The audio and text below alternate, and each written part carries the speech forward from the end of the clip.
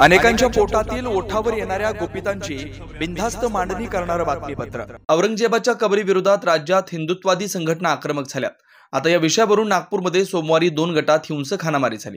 सायंकाळी नागपुरातील महाल परिसरात औरंगजेबाच्या कबरीवरून दोन्ही गट समोरासमोर आले। काही वेळातच दोन्ही गटांमध्ये दगडफेक सुरू झाली। दगडफेकीत पोलीस जखमी झालेत। परिस्थिती नियंत्रणात आणण्यासाठी पोलिसांनी अश्रुधुराच्या नळकांड्या फोडल्या। दोन्ही गटांनी केलेल्या दगडफेकीत अनेक वाहनांचं नुकसान झालं। मुख्यमंत्री देवेंद्र फडणवीस, केंद्रीय मंत्री नितीन गडकरी यांनी शांततेचं आवाहन केलंय।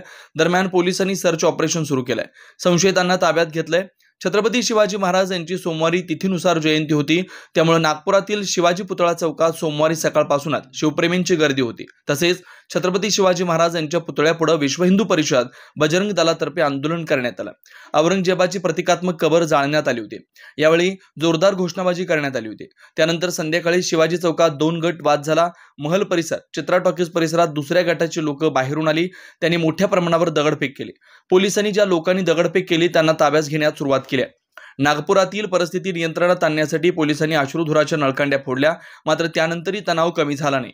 दंगलखोरांनी पोलिसांनाही लक्ष्य केलं, त्यात अनेक पोलीस जखमी झालेत। दोन्ही गटातील शेकडो लोक रस्त्यावर आहेत। पोलिसांवर तुफान दगडफेक केली जाते। 2 जेसीबी जाळण्यात आलेत, अनेक वाहने जाळलेत। मुख्यमंत्री देवेंद्र फडणवीस आणि केंद्रीय मंत्री नितीन गडकरी यांनी नागपूर शहरातील लोकांना शांतता बाळगावी असं आवाहन केलंय। नागपुरात तणाव निर्माण होणं हे दुर्दैव आहे। नागपूरचा इतिहास शांततेचा राहिलाय। नागरिकांनी कोणत्याही अफवांवर विश्वास ठेवू नये। नागपूरकरांनी शांतता बाळगून पोलिसांना सहकार्य करावं असं आवाहन त्यांनी केलंय। बेधडक निर्भीड बिनधास्त मांडणी करणारा खबऱ्या लाईव्ह।